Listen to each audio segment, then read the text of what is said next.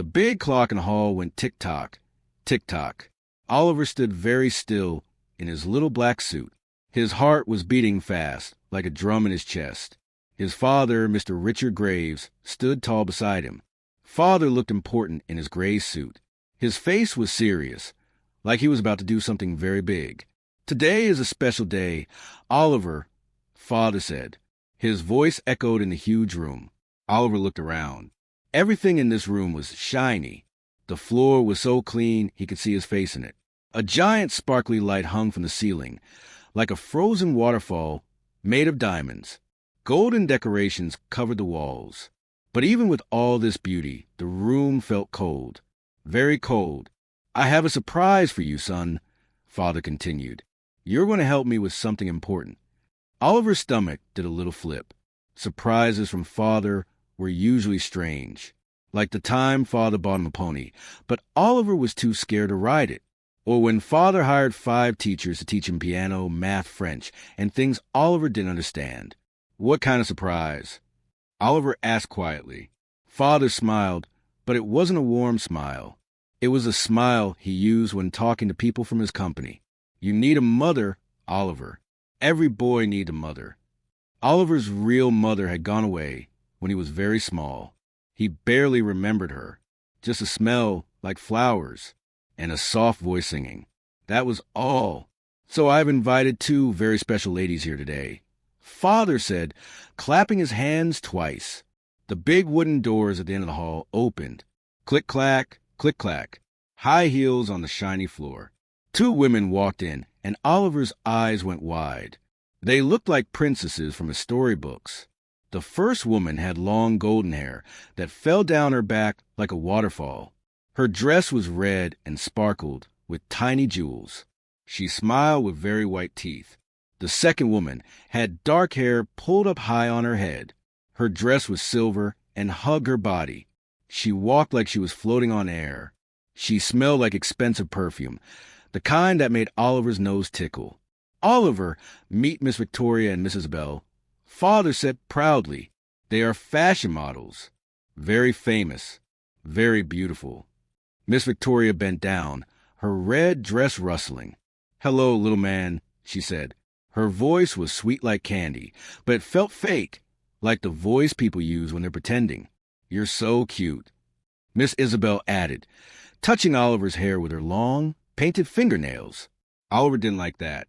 He stepped back. Father laughed. "Don't be shy, son. These ladies are here for you to meet. One of them could become your new mother." Oliver's eyes got even bigger. "What?" "That's right," Father said, putting his hand on Oliver's shoulder. "You get to choose. Isn't that exciting? Which one do you like better?" Oliver looked at Miss Victoria. She was smiling, but her eyes weren't smiling. They were looking around the room, counting the gold decorations, staring at the expensive paintings. Then he looked at Miss Isabel. She was checking her face in a small mirror she pulled from her purse. She wasn't even looking at him. Oliver felt something heavy in his chest. These women were pretty, yes, but they didn't feel like mothers. They felt like the decorations on the walls. Nice to look at, but cold, empty. Oliver started to say, but then he saw her, standing by the corner, near the small door that led to the kitchen. Grace. Grace was the maid. She had worked in the house for as long as Oliver could remember. She wore a simple black dress with a white apron. Her skin was dark and smooth, like the chocolate Father sometimes brought home from his trips. Her hair was pulled back in a neat bun. She wasn't supposed to be in this room, not during Father's important meeting. But she was there probably because she was bringing fresh flowers for the vases. She had stopped when the doors opened. Now she stood frozen, holding a vase of white roses. Grace's eyes met Oliver's. They were warm, like hot cocoa on a winter morning. They were worried eyes, scared eyes, but also kind eyes. The kindest eyes Oliver knew. Oliver's heart did something funny. It felt like it was pulling him toward Grace. His feet started moving before his brain could think. "Oliver? Oliver, where are you going?" Father called, but Oliver kept walking, past Miss Victoria, past Miss Isabel, across the shiny floor, all the way to the corner where Grace stood. He stopped right in front of her. Grace looked down at him. Her hands were shaking, making the vase rattle a little. "Master Oliver," she whispered, "you should go back. This isn't for me to—" "Her," Oliver said loudly, turning to face his father. "I want her." The whole room went silent. The tick-tock of the clock seemed louder now. Tick-tock, tick-tock. Father's mouth opened, then closed, then opened again. "What did you say?" "I want her to be my mother," Oliver said, pointing at Grace. His voice was clear and strong, even though his legs felt like jelly. "I choose Grace." Miss Victoria gasped. Miss Isabel's face turned red with anger. "Is this a joke?" Miss Isabel said, her sweet voice now sour and mean. "You brought us here to compete with the help?" "That child is ridiculous," Miss Victoria added, crossing her arms. "Richard, control your son." But Oliver didn't care what they said. He reached out and took Grace's hand. It was warm and rough from all the cleaning she did. It felt real. It felt safe. "Oliver, this is not appropriate," Father said. His voice was tight, confused. Grace works for us. She's not part of this election. But she should be," Oliver said. Tears were starting to form in his eyes, but he blinked them away. "She's the one who should be my mother, not them." Grace's eyes filled with tears, too. The vase trembled in her hand. "Please, sir," Grace whispered. "I think there's been a misunderstanding. I should go." "No." Oliver squeezed her hand tighter. "Don't go. Please don't go." Father walked toward them slowly. His expensive shoes echoed on the floor. Boom, boom, boom. He looked at Oliver, then at Grace, then back at Oliver. "Why?" Father asked, just that one word. "Why?" Oliver took a deep breath. This was it, the moment to explain, the moment to make Father understand. "Because," Oliver said, his voice shaking now, "Grace is the one who loves me." The chandelier above them sparkled.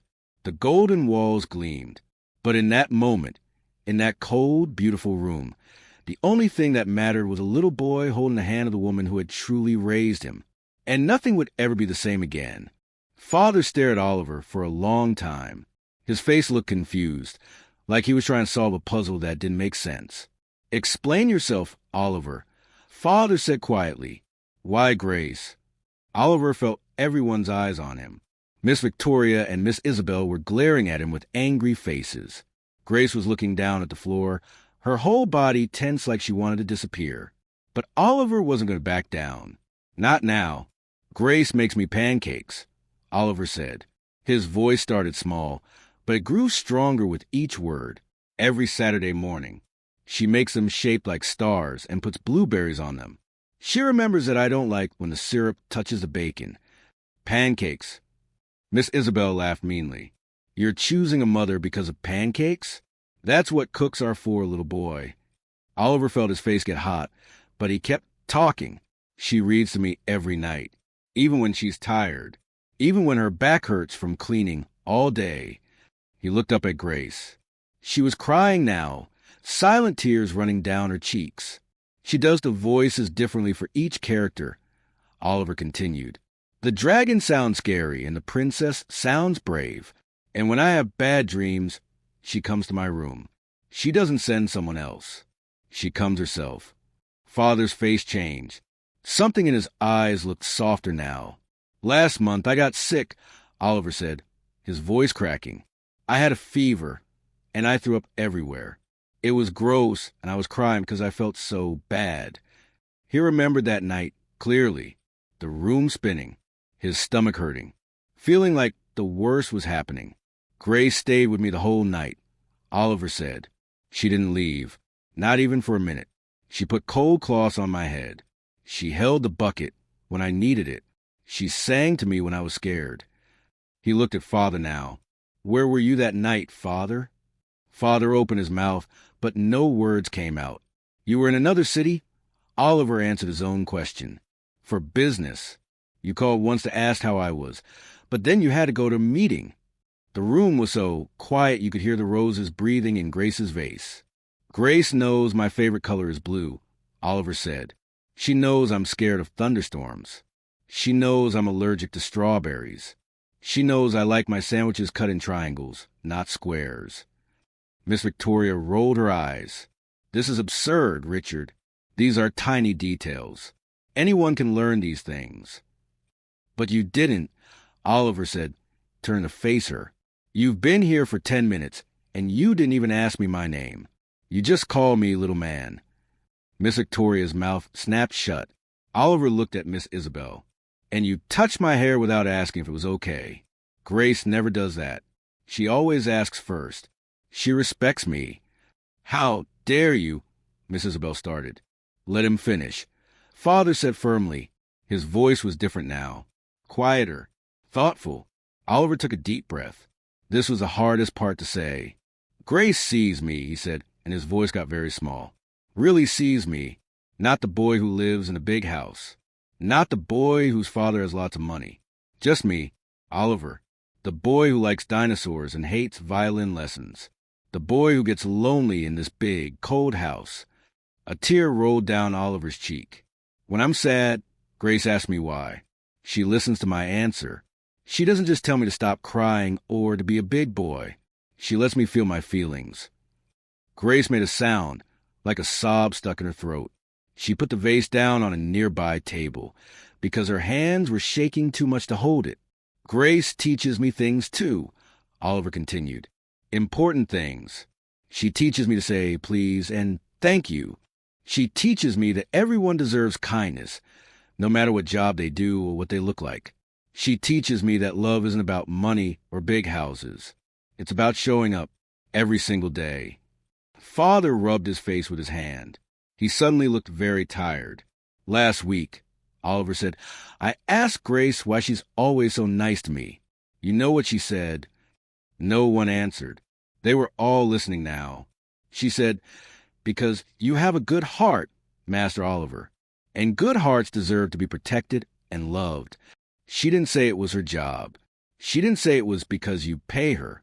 She said it was because of me, because of who I am. Oliver walked closer to his father. These ladies don't know me, Father. They came here because you're rich. They want the big house and the fancy cars and the jewelry. But Grace? Grace was here when we had nothing to offer her but work and a small salary, and she still loved me. That's not true. Miss Victoria protested. I came here because Richard is a wonderful man. Then tell me something about him. Oliver challenged. Something real, not that he's rich or handsome. Something true. Miss Victoria's mouth opened and closed like a fish. She had nothing to say. Father looked at Grace. Really looked at her, like he was seeing her for the first time. Grace, Father said softly, is all of this true? Grace finally lifted her head. Her eyes were red from crying. Yes, sir, she whispered. I love Master Oliver like he was my own son. I'm sorry if that's inappropriate. I know my place. I know I'm just... Don't say that. Oliver interrupted. You're not just anything. You're everything. Father took a step back. His hand went to his chest, like something hurt inside. I'm ashamed, he said quietly. Everyone looked at him. I'm ashamed, Father repeated, louder this time. I thought I could buy a mother for my son. I thought beauty and status and the right image were what mattered. I thought if I brought home someone impressive, someone perfect, that would make us a family. He looked at Oliver, and for the first time in a long time, Oliver saw tears in his father's eyes. But you already had a mother, didn't you? Father said, right here, under my own roof, and I was too blind to see it. This is ridiculous. Miss Isabel shouted. I'm not staying here to be insulted by a child and watch you praise a maid. Victoria, let's go. Wait. Father said, but not to them, to Grace. Please wait. Miss Victoria and Miss Isabel grabbed their expensive purses and stormed toward the door. Their high heels clicked angrily on the marble floor. The big door slammed shut behind them, and then there were just 3 people left in the huge, cold hall, a father, a son, and a woman in a maid's uniform who had been invisible until a child made her seen. Father walked slowly to Grace. She looked terrified, like she thought she was about to be fired. "Grace," Father said, and his voice cracked. "I need to ask you something." Grace nodded, unable to speak. "Would you consider—" Father stopped, searching for the right words. "Would you ever consider being more than just our maid? Would you consider being part of our family? Really part of it?" Oliver's heart jumped. He grabbed Grace's hand again. "Please say yes," Oliver whispered. "Please. You don't have to say yes right now. But please say yes someday." Grace looked at Oliver, then at Father, then back at Oliver. And in her eyes there was something new, not just fear, not just surprise. There was hope. Grace stood there, frozen like a statue. Tears kept falling down her face, one after another, like a gentle rain. She started, but her voice broke. She covered her mouth with her hand. Oliver squeezed her other hand tighter. "It's okay," he whispered. "Take your time." Father stepped closer. The cold, businessman face was gone now. He looked different, softer, more human. "Grace, I know this is sudden," Father said gently. "I know I've been blind. For years, I've walked past you in these halls. I've seen you cleaning, cooking, caring for my son. But I never really saw you. I never understood what you meant to him, what you mean to this house." Grace shook her head. "Sir, I'm just doing my job." "No," Father interrupted firmly. "That's where you're wrong. What you do goes far beyond any job. Jobs are about tasks and paychecks. What you've given Oliver is love. Pure, unconditional love. The kind of love I should have been giving him but was too busy to provide." Father's voice got thick with emotion. "I've spent 6 years trying to build an empire. I've made millions of dollars. I've closed huge business deals. I've traveled to every corner of the world. But I failed at the most important job of all, being a father."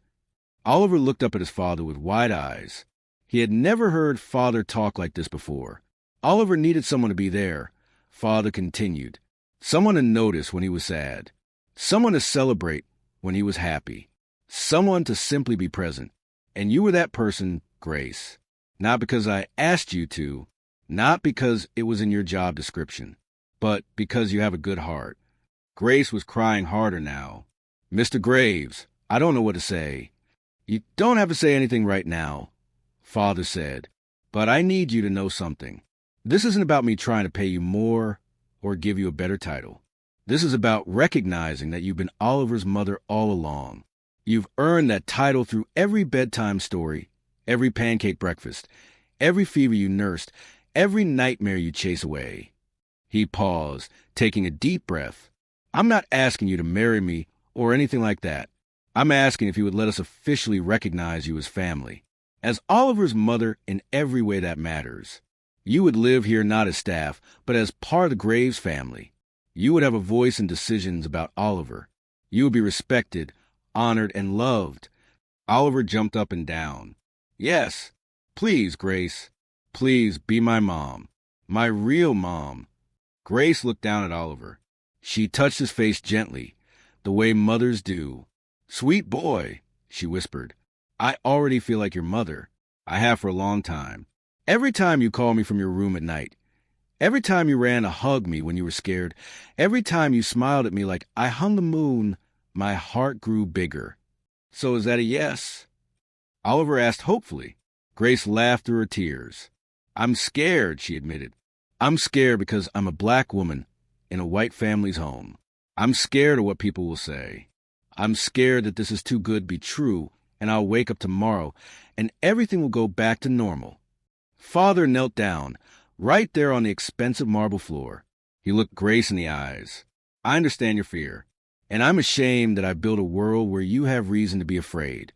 But I promise you, Grace, this is real. My son has taught me something today. He's taught me that family isn't about skin color or social status or what others think. Family is about love. And if you'll have us, we want you to be part of ours." The big clock kept ticking. Tick-tock, tick-tock. But this time, it didn't sound cold. It sounded like a heartbeat. The heartbeat of a home about to be born. Grace took a long, shaky breath. Then she nodded. "Okay, she whispered. Yes, I'll stay. Not as a maid, as family. Oliver screamed with joy and threw his arms around Grace's waist. You said yes. You said yes. Father stood up, and for the first time in Oliver's memory, Father was smiling, really smiling. A warm, real, beautiful smile. Thank you, Grace, Father said. Thank you for loving my son when I didn't know how. Thank you for being the heart of this home. And thank you for giving us a chance to be a real family.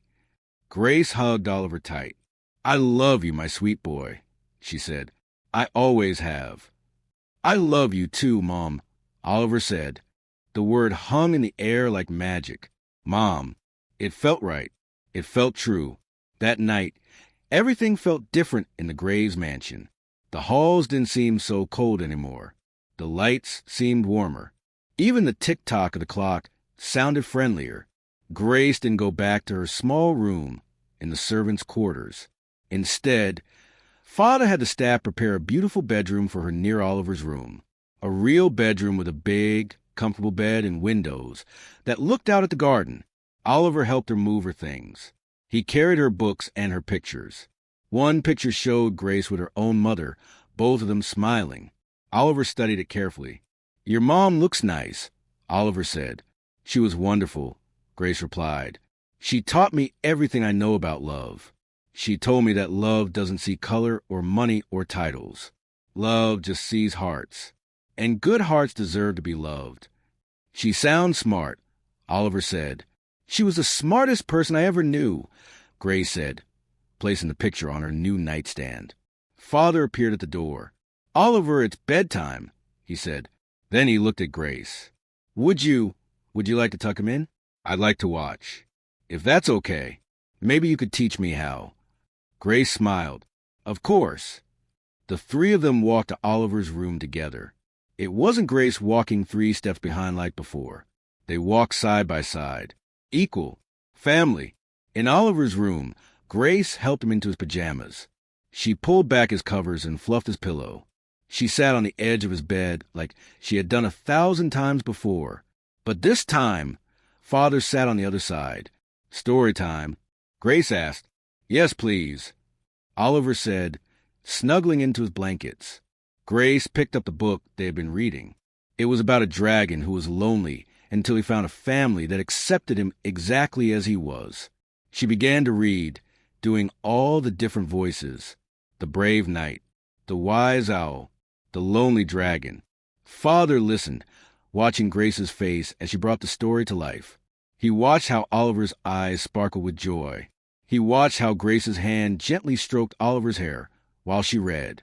And in that moment, Father realized something. This was what home felt like. Not the marble floors or the golden decorations or the expensive art on the walls. This warm room with a woman reading to a child, filling the space with love. When the story ended, Grace kissed Oliver's forehead. Good night, my sweet boy. Good night, Mom, Oliver said sleepily.